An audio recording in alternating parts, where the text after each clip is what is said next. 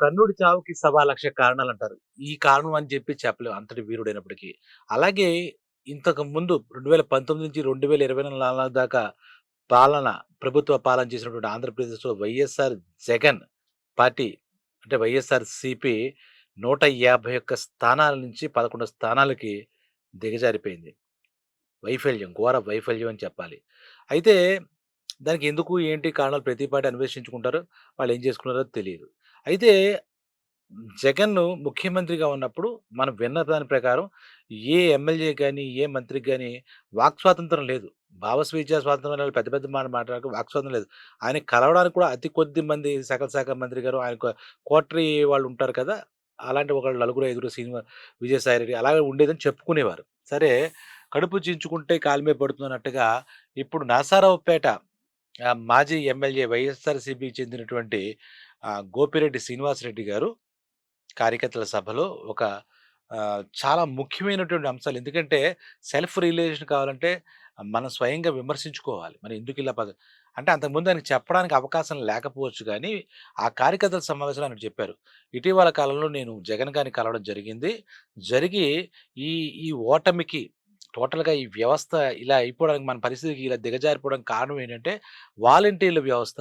మహానుభావ జగన్ గారు మా అందరికి మీరు ఇది గదా! నాయకులు గదా! మేం చెప్తున్నానంటే మీరు వాలంటీర్ వ్యవస్థను పెట్టారు. ఆ వాలంటీర్ వ్యవస్థ పెట్టడం వల్ల మన కార్యకర్తలకు ఇవ్వాల్సినటువంటి ప్రాధాన్యత అంటే ఆయన ఇవే స్టేట్మెంట్‌లు ఇచ్చాను కదా! అందులో భావం మీకు నేను చెప్తున్నాను. గోపిరెడ్డి శ్రీనివాసరెడ్డి గారు నరసరావుపేట మాజీ ఎమ్మెల్యే వైఎస్ఆర్‌సీపీ చెందిన వ్యక్తి. నేను జగన్ గారి దగ్గరికి వెళ్ళినప్పుడు అంటే కార్యకర్తల సమావేశంలో కార్యకర్తలను ఉద్దేశించి కొన్ని విషయాలు వాలంటీర్ల వ్యవస్థ గురించి దానిలో ఉన్న లోటుపాటు గురించి ఆయనకి ఫిర్యాదు చేశాను. అయితే అవి మీకు కూడా తెలియజేస్తానని కూడా చెప్తూ కార్యకర్తల్లో ఒక అంటే నిరాశగా ఉన్నప్పుడు ఒక నైతిక స్థైర్యం కావాలి. మరి వాళ్ళ ఏరియాలో ఆ కార్యకర్తలే కదా ఆయనకి పట్టు. కాబట్టి చెప్పినప్పుడు అంటే అడగొచ్చు మనమైనా. ఎందుకండి ఇప్పుడు ఎందుకు ఇప్పుడైనా కానీ నెక్స్ట్ ఎప్పుడో ఎలక్షన్స్ కదా! ఇప్పుడు ఆ వాలంటీర్ల వ్యవస్థ గురించి ఇప్పుడు మనం చర్చించుకోవడం ఏంటంటే చేతులు కాలాక ఆకులు పట్టుకోవడం ఎందుకు అనొచ్చు. ఏది కాలేక ఏం పట్టుకుని అసలు చేతులు కాలకుండా ఏం చేయాలనేది అనే విషయం మీద మాట్లాడుకోవచ్చు కదా! ఆ ఉద్దేశంలో ఆయన మాట్లాడుండొచ్చు. గోపిరెడ్డి శ్రీనివాసరెడ్డి గారు. అంటే ఆయనకి రియలైజేషన్ మొదలయ్యిందా? లేదా అంతకుముందు కూడా వాళ్ళు ఫేస్ చేసి తమ నాయకుడు జగన్మోహన్ రెడ్డి గారికి చెప్పలేకపోయారో మనకు తెలీదు గానీ, ఒక ముఖ్యమైన పాయింట్ చెప్పారు. వాళ్ళ ఉద్దేశ్యం వేరు. జగన్ గారు, ఆయన సభ్యులు ఆయన చుట్టూ ఉండే కోటరీ వాళ్ళు ఆ రోజు వాలంటీర్స్‌ని వాళ్ళ వ్యక్తిగతంగా పార్టీ ప్రాబల్యం పెంచడానికి వాళ్ళు ఏర్పరచుకున్న ప్రత్యేక టీమ్‌గా చెప్పొచ్చనమాట. అయితే ఈరోజు ఏం చెప్పారంటే, మనం ఇంత ఘోరంగా ఓడిపోవడానికి కారణం వాలంటీర్లే అని నొక్కి వక్కాణించి మరి చెప్పారు మన గోపిరెడ్డి శ్రీనివాసరెడ్డి గారు. అలాగే చెప్తూ ఈ విషయాలు నేను ఏ ఫిర్యాదు చేశానో మీరు చెప్పండి. పలు అంశాలున్నాయి. అయితే అందులో వాలంటీర్ల వ్యవస్థ వల్ల మన కార్యకర్తలు బాగా కార్యకర్తల ప్రాబల్యం తగ్గిపోయింది. దాంతో కార్యకర్తలు చేయాల్సిన పనులని వాళ్ళు చేయడం, సంక్షేమ పథకాలు అమలు చేయడం, ప్రతిరోజు వాలంటీర్లు వాళ్ళంతట వాళ్ళే మొత్తానికి నాయకుల్లాగా వాళ్ళకొక సెపరేటు అంటే ఒక గ్రూప్ రాజకీయంగా నడిచింది. మన సమాంతర రాజకీయంగా నడిచింది. మన దాంట్లో వైఎస్ఆర్‌సీపీ పార్టీ ఉన్న కార్యకర్తలకు ఏ రకమైన గుర్తింపు లేదు. యాక్చువల్లీ కార్యకర్తలంటే ఏ పార్టీకైనా సరే కార్యకర్తలు అంటే కేడర్ అంటే ఒక మూల స్తంభాలంటి వారు. వాళ్ళని మనం నిర్లక్ష్యం చేసాం ఒక రకంగా చెప్పాలంటే. సమాంతర వ్యవస్థలో వాలంటీర్ వ్యవస్థ పెట్టాం. వీళ్ళు ఒక్కొక్క 50 మందికి ఒక ఊరుంటే ఒక 50 మందికి ఒకళ్ళు వెళ్ళడం పెన్షన్ పథకాలు గాని, ఇంకో పథకాలు గాని, అన్నిట్లో వాళ్ళు దూరం. వాళ్ళ నుంచి ఇన్ఫర్మేషన్ తీసుకురావడం. అంటే ఏదో ఒక ఇన్ఫర్మేషన్ కోసం వాళ్ళు వెళ్ళడం. ఈ వాలంటీర్లు ఒక రకంగా ప్రజల్లో సాయం చేయడం ఎంత సంక్షేమం అందించారో తెలియదు గానీ, చాలా చోట్ల చాలామంది ఏమీ లేకుండా వాళ్ళకి అధికార దర్పం ఇచ్చినట్టుగా ఒక అనుచరులని చెప్పొచ్చు. అనుచరులు వేరు, కార్యకర్తలు వేరు. జెండా మోసేవాడికి పని అప్పచెప్పకుండా ఎక్కడి నుంచో తెచ్చి వాలంటీర్‌కి ఏదో ఇచ్చి, తర్వాత కొన్ని చోట్లయితే ఆ వాలంటీర్‌లు ఏదైనా సంతకాలు పెట్టించాలన్నా, ఏదైనా చేయించాలన్నా కూడా చాలా వరకు చేతులు తడిపితే గాని చేయలేదు.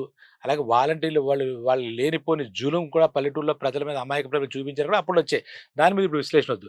వాళ్ళ పార్టీకి చెందినటువంటి వైఎస్ఆర్‌సీపీ మాజీ ఎమ్మెల్యే నరసరావుపేట గోపిరెడ్డి శ్రీనివాసరెడ్డి గారు చాలా అద్భుతంగా ఆయన అంటే ఆయన విశ్లేషించారు పార్టీ గురించి. పార్టీ యొక్క వైఫల్యం గురించి, పార్టీ యొక్క ఓటమి గురించి, ఇంత దిగజారిపోవడానికి గల కారణాల గురించి చెప్తే, అందులో ప్రధానంగా వాలంటీర్ అయితే ఈ వాలంటీర్ వ్యవస్థ అప్పటిదాకా వాళ్ళు సమర్థించుకుంటూ వచ్చారు. 5 ఏళ్ల పాటు పెడదామని చెప్పారు. అయితే ఆ ఎన్నికలు గత ఎన్నికలు అంటే 24 జరిగిన ఎన్నికలు 2024 ఏప్రిల్‌లో జరిగిన ఎన్నికలకు ముందే కొంతమంది ఒక సగం మంది వాలంటీర్‌లను వాళ్ళే తీసి పక్కన పెట్టేశారు పార్టీ వాళ్ళే. అప్పుడే ఆ సమయంలో. తర్వాత కూటమి ప్రభుత్వం వచ్చిన మేము ఈ వాలంటీర్ వ్యవస్థ మేము కొనసాగించే ప్రసక్తి లేదు అని చెప్పి నిర్మొహమాటంగా చెప్పి దానికి ప్రభుత్వ పాలనా యంత్రాంగం ఉంది. ఒక రెవెన్యూ యంత్రాంగం ఉంది. దీని ద్వారా సంక్షేమ పథకాలు మనం చేసుకోవచ్చనే ఉద్దేశంతో మిగిలిన వాళ్ళు కూడా పక్కన పెట్టారు. ప్రస్తుతం వాలంటీర్ వ్యవస్థ మొత్తానికి పక్కకి వెళ్ళిపోయింది. ఒక రకంగా చెప్పాలంటే వాలంటీర్ వ్యవస్థ ఈరోజు లేదు. కానీ ఆ వాలంటీర్ అంటే ఆ సరిదిద్దుకునే ప్రయత్నం నెక్స్ట్ భవిష్యత్తులో వచ్చే ఎలక్షన్స్‌కైనా మనం చేసే తప్పులు సరిదిద్దుకోవాలి కదా! కార్యకర్తలు ఆ సమయంలో ఈ వాలంటీర్‌లు పెట్టేసి సంక్షేమ పథకాలు నిర్వహించడం వల్ల ఆ ఊర్లో వాళ్ళకేముంటుంది పట్టు ప్రజల్లో? వా కార్యకర్తలంటే ఇటు పార్టీకి గాని, ప్రభుత్వానికి, ప్రజలకి మధ్య గాని వాళ్ళకి వారధిగా అలాగే ప్రభుత్వం చేసే పథకాల గురించి గాని, సంక్షేమం గాని ప్రజలకు చేరువగా చేస్తారు. కార్యకర్తలకి వాళ్ళొక ఒక నిరుద్యోగులుగా, ప్రచన్న నిరుద్యోగులుగా వాళ్ళకి ఏ పని చేయకుండా పార్టీకి జెండాలు మోస్తుంటారు. పార్టీ బావుండాలంటారు. ఇప్పుడు కార్యకర్తల్లో అంటే కేడర్‌లో అందరూ లీడర్స్ అవ్వరు. ఒక ఊర్లో 1,00,000 మంది ఉన్నారనుకుందాం ఓ పార్టీకి కార్యకర్తలు. ఒక టౌన్‌లో గాని, లేదా ఒక పల్లెటూరులో 10,000 మంది కార్యకర్తలు. వాళ్ళందరికీ లీడర్స్ అయిపోరు. ఆ నియోజకవర్గానికి ఒక ఎమ్మెల్యే ఉంటాడు. ఆ ఊరికి ఒక సర్పంచ్ ఉంటాడు. కానీ పార్టీ మీద లేదా ఆ పార్టీ అధినేత మీద, ఆ పార్టీ నాయకుల మీద ఉండదు. వాళ్ళకేం ప్రత్యేకించి జీతాలేముండవు. వాళ్ళకేముండవు. కానీ ఒక అభిమానంతో వాళ్ళు చేస్తూ ఉంటారు కాబట్టి, వాళ్ళకి పెద్దపీట వేయాల్సిన బాధ్యత ప్రతి పార్టీకి ఉంటుంది. కార్యకర్తలే మూల స్తంభాలన్నాడు ఈయన. ఒక మంచి మాట కూడా చెప్పారు గోపిరెడ్డి శ్రీనివాసరెడ్డి. అంటే ఇప్పుడు ఆయన వైఎస్ఆర్‌సీపీ పార్టీ అని అంటే వైఎస్ఆర్‌సీపీ పార్టీలో ఉన్నోళ్ళందరూ ఒకే ఘాటున కట్టకూడదు మనం కూడా. ఒకే కంటితో చూడకూడదు. ఒకే దృష్టితో చూడకూడదు. అందులో కూడా చాలామంది వీళ్ళు చేసే ఈ విచిత్ర విన్యాసాలు, వింత పోకడలతో చాలా మౌనంగా ఉండిపోయారు వాళ్ళు. ఒక రకంగా మౌనంగా రోదించారు. అప్పట్లో వైఎస్ఆర్‌సీపీ ప్రభుత్వ నియంతృత్వ పోకడలు, నియంత్రణ పాలన చూసి చాలామంది ఎమ్మెల్యేలు వాళ్ళు కూడా చాలామంది ఉన్నారు. అందుకే వాళ్ళలో చాలామందిని ఇప్పుడు కూటమి ప్రభుత్వంలో జనసేన గాని, అలాగే తెలుగుదేశం పార్టీ గాని, బీజేపీ వాళ్ళ మళ్ళా వాళ్ళు తీసుకోవడానికి కూడా వాళ్ళు సిద్ధపడ్డారంటే అందులో కూడా చాలా మంచి వాళ్ళున్నారు. పద్ధతి గల వాళ్ళున్నారు. పద్ధతిగా మాట్లాడేవాళ్ళున్నారు. ప్రజల పట్ల గౌరవం ఉన్నవాళ్ళున్నారు. ప్రజలకు సంక్షేమం చేయాలని ఉన్నారు. ఇటువంటి అడ్డదారిలో వెళ్ళాలి, అడ్డకోరు విధానాలు అడ్డగోలుగా మాట్లాడాలనేవాళ్ళు అందరూ ఎందుకవుతారు? ప్రతి చోట మంచి చెడు ఉంది. అయితే ఇక్కడ వైఎస్ఆర్‌సీపీ వాళ్ళు 90% చాలా చాలా ఇబ్బంది పెట్టారు కాబట్టి పార్టీ మొత్తాన్ని ఒకే ఘాటున చూసి, ఒకే దృష్టిలో చూస్తూ జనాలు విమర్శించుకుంటూ ఉంటారు యాక్చువల్‌గా. యథారాజా ప్రజారాజా అంటే ఈ రాజుగారు అలా ఉండడం వల్ల ఇంకోటేంటి ఆ సమయంలో పాపం ఇటువంటి వాళ్ళు ఇప్పుడు మాట్లాడారేంటండి? ఇప్పుడు జగన్ గారి దగ్గరికెళ్ళి ఫిర్యాదు అంటే ఇప్పుడే దొరికిందాయన. అంతకుముందు ఆయన ప్రజలకి దొరకలేదు. ఇంకా మాట్లాడితే వాళ్ళ పార్టీలో ఉన్నటువంటి కేడర్ పక్కన పెట్టండి. లీడర్స్‌కి దొరకలేదు. ప్రత్యక్షంగా ఎన్నికైనటువంటి ఎమ్మెల్యేలకి దొరకలేదు. మంత్రులకు కూడా దొరకలేదని చెప్పి చాలా వాళ్ళే పలు సందర్భాల్లో చాలామంది బయటకొచ్చి చెప్పి బాధపడిన సందర్భాలు కూడా ఉన్నాయి. ఇప్పుడు మరి కార్యకర్తల్లో మరి ఆ పార్టీలో ఉండాలా? వెళ్ళిపోవాలా? అసలు ఆ పార్టీ ఉంటుందా? ఉండదా? లేదంటే ఆయా ఎమ్మెల్యే నియోజకవర్గంలో ఉన్నటువంటి ఆ లీడర్‌లందరూ కూడా ఏం చేస్తారు? పరిస్థితి ఏంటి? తర్వాత వాళ్ళ భవిష్యత్తేంటి? అన్నప్పుడు కార్యకర్తల్లో మళ్ళా కొత్త ఉత్సాహం చేయాలి. అలాగే ఈ సరిదిద్దే ప్రయత్నం చేస్తున్నాం. మన నాయకుడు సాక్షాత్తు జగన్మోహన్ రెడ్డి గారికి ఇవన్నీ చెప్పి వచ్చాను. ఫిర్యాదు చేశాను. కార్యకర్తల బాధ్యత కార్యకర్తలు కనుక చూడకపోతే ఏమిటంటే మొత్తం వ్యవస్థ మొత్తం చిన్నాభిన్నమవుతుంది. చిన్నాభిన్నం కాదు వ్యవస్థ మొత్తం నాశనం అవుతుంది. అందులో భాగంగా మన వైఎస్ఆర్‌సీపీ పార్టీకి ఈ పరాజయం వచ్చింది. ఆల్రెడీ మనకు ఓటర్స్ ఉన్నారు. మనకి ఇంత రేషియో ఉంది. అయినా మనం ఈ రకంగా 11 స్థానాలకే పరిమితం అయ్యామంటే మనం చేసే చెడ్డ పనులతో పాటు ఈ వాలంటీర్ వ్యవస్థ అనేది పెట్టుకోవడం వల్ల వాళ్ళు ఆలోచించింది వేరు. వాళ్ళు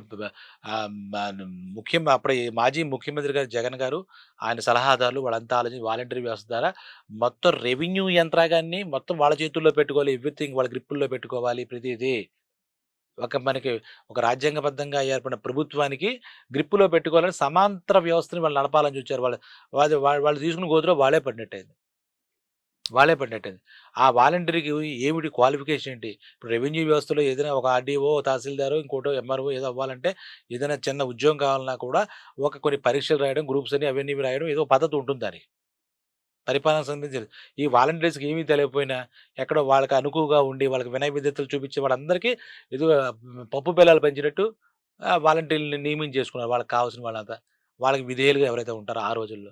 వాలంటీర్‌లకి ఏముంటుందండి పరిణామం? అంటే ఏదో పెట్టుంటారు. డిగ్రీ ఉండాలి, 10థ్ క్లాస్ ఉండాలి. అది ఇది అని జెప్పేసి. ఆ విషయంలో చాలా వచ్చాయి. వాళ్ళు మనకి ఏదో 5,000 ఏదో స్టైఫండ్ ఏదో ఇచ్చేవారు. అది సరిపోక వాళ్ళు చేసే మరి 5,000తో వాడెలా బతుకుతాడు? అదే ఏ రెవెన్యూ ఉద్యోగి కంటే వాడికేదో గ్రూప్ స్కేల్స్ ఏవో ఉంటాయి. ఇప్పుడు వాలంటరీగా ఉంటే దాని తర్వాత రూ. 10 బయట నుంచి తెచ్చుకోవాలని వాడు ఆశిస్తాడు. ఈ ప్రజలు సంక్షేమ పథకం అందకేమో అని ఆ వాలంటీర్లతో వాళ్ళ వాలంటీర్ల మాటకి తల ఊపుతూ వాళ్ళెళ్ళారు. ఈ వ్యవస్థ ఇంత గొడవుంది ఈ వ్యవస్థలో. ఈ వ్యవస్థ వల్ల మన కార్యకర్తలు నిర్లక్ష్యం చేయబడ్డారు. కార్యకర్తలే మూల స్తంభాలు. కాబట్టి మనం కార్యకర్తల్ని మనం జాగ్రత్తగా మనం వినియోగించుకోవాలి. వాళ్ళు ప్రజలకి, ప్రభుత్వానికి మధ్య వారధులుగా వాళ్ళుంటేనే మనకి పార్టీకి కూడా. పార్టీకి, ప్రజలకి, ప్రజలకి వాళ్ళ చేతే మన ఈ సంక్షేమ పథకాలు గాని, మనం అనుకున్నవన్నిట్లు గాని వాళ్ళ దగ్గరికి తీసుకెళ్తే మనల్ని ఎప్పుడు వాళ్ళు ప్రజలు గుండెల్లో పెట్టుకొని చూసుకున్నారు. ఈ వాలంటీర్ వ్యవస్థ అనే ఒక చెత్త వ్యవస్థను తీసుకొచ్చి ఈ రకంగా మనకు మనమే మునిగామన్న అభిప్రాయాన్ని ఇన్నాళ్ళకి చాలా ధైర్యం చేసి కుండ బద్దలుకొట్టి బయట చెప్పాడు. నిజం చెప్పాలంటే ఈ విషయం మంచి నిర్ణయం. ఎందుకంటే ఆళ్ళు జగన్ గారిని ఇన్నాళ్ళకి గోపిరెడ్డి శ్రీనివాసరావు కలవడానికి వెళ్ళుంటారు. ఆయన 5 ఏళ్ల టెన్యూర్‌లో ఆయన ఎన్ని సార్లు ఆయన్ని కలవనిచ్చారో ఎవడో తెలీదు నాకు. అది పోనీ ఈ నరసరావుపేట ఇలాంటి వాళ్ళ దగ్గరికొచ్చి జనాలను ఉద్దేశించి ఈయన చెప్పాడో లేదో తెలీదు. మరి ఆయన ఏం చేస్తారు మరి 5 ఏళ్ల నాయకుడిగా ఉన్నారు. ఈయన ఎక్కడో కూర్చుంటారు ప్యాలెస్‌లో అని అనుకునేవారు అప్పట్లో. లేదంటే వెళ్ళినా కూడా ఏదో పరదాల చాటున చాలా వెళ్లి వచ్చేస్తూ ఉండేవారని చెప్పేవారు. లేదంటే ఇక కొంతమంది ఉంటారు ఆయనకి. అఫీషియల్ స్పీకర్స్ అంటే బూతులు మాట్లాడేవాడు. వాళ్ళకేదో చెప్పి రాసిస్తే వాళ్ళేదో తిడుతూ ఉంటారు. ఇది పరిపాలన ఆ రోజుల్లో. మరి ఇటువంటి వాళ్ళు ఆ రోజు చెక్ చేసుకోవచ్చుగా సంక్షేమ పథకాలు నిజమా ఎందుకు వినని మొండి పడులు ఇన్నాళ్ళకి వాళ్ళ పార్టీలో ఇష్టపడి జగన్మోహన్ రెడ్డి గారి పార్టీలో వెళ్ళి ప్రజల అభిప్రాయం అంటే ఈయనకి ఉండే ఇన్‌ఫ్లూయెన్సు అలాగే ఉన్నా కూడా ఈయన బొమ్మ పెట్టు గెలిచేసారనుకున్నా కూడా అక్కడే ఆయా ప్రాంతాల్లో ఎమ్మెల్యేలకు వాళ్ళకి ప్రత్యక్షంగా ఒక పట్టు ఉంటుంది. వాళ్ళకొక వర్గం ఉంటుంది. పా ప్రజల్లో వాళ్ళకొక పేరుంటుంది. ఎన్నో ఏళ్ళగా ఈ రాజకీయాలంటే ఆషామాషీ కాబట్టి అందరూ ఈయన బొమ్మెట్టి గెలిచేసారనుకోవడం కూడా అది మొన్న అర్థమైంది కదా! బొమ్మెట్టు గెలిచారు. ఇంకో బొరిశెట్టి గెలిచారో గాని. కాబట్టి గోపిరెడ్డి శ్రీనివాస్ గారు నిజంగా ఆయన ఆయనకాయన చూసి అది కూడా ఆయనలో బాధపడకుండా కార్యకర్తలకి కొత్త ఉత్సాహం, నైరాశ్యం తొలగించేలా కొత్త ఉత్సాహం కలిగేలా చెప్పారు. ఇప్పటికైనా వాళ్ళు మారుకుంటారు. జగన్ గారికి నేను వెళ్లి చెప్పి ఫిర్యాదు చేసి వచ్చానని చెప్పి చెప్పడం ఎంతైనా మంచిది. ఇటువంటి పరిస్థితుల్లో వైఎస్‌సీపీ మీద కనీసం పార్టీ మొత్తం జీరో అవ్వకుండా నెమ్మదిగా మళ్ళా కొత్త చిగురైనా వేస్తుందని ఆశిద్దాం. ఇలాంటి నాయకులకి ఈ వ్యవస్థ అదిగే మంచి పనయింది. వ్యవస్థని పక్కకెళ్ళింది. జిన్నాభిన్నమైందన్నారు. అదే రకంగా కార్యకర్తలు మూల స్తంభాలనే ఒక మంచి సూచన ఆ పార్టీకి కాదు, అన్ని పార్టీలకు కూడా ఆయనిచ్చాడు. ఆ విషయంలో మనస్ఫూర్తిగా ధైర్యం చేసి అన్ని అందరూ పొగిడి ఆయన్ని ఆ రకంగా చేశారు. నువ్వు గొప్ప, నువ్వు చేసేది కరెక్ట్ అన్నట్టుగా. ఇలాంటి సద్విమర్శలు ఆ పార్టీ గురించి పక్క వాళ్ళ గురించి కూడా మన పార్టీ మళ్ళా బాగు చేసుకోవాలంటే వాళ్ళు వాళ్ళు విమర్శించుకోవాలి. దానికి ఈయన ముందుగా శ్రీకారం చుట్టాడని చెప్పాలి. దానివల్ల వైసీపీకి కొంచెం మంచి రోజులొచ్చాయని, వస్తున్నాయని కూడా మనం ఊహించుకోవచ్చు. సెలవు.